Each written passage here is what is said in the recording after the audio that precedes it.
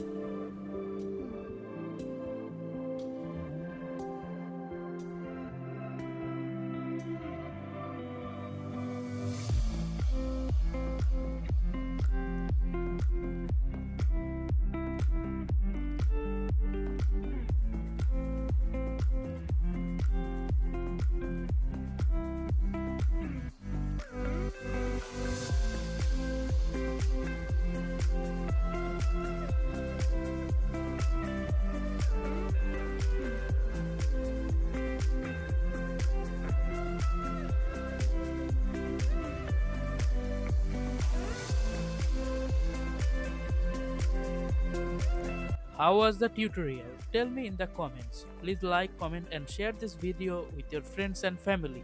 Also, please subscribe and don't forget to click the bell icon for more videos.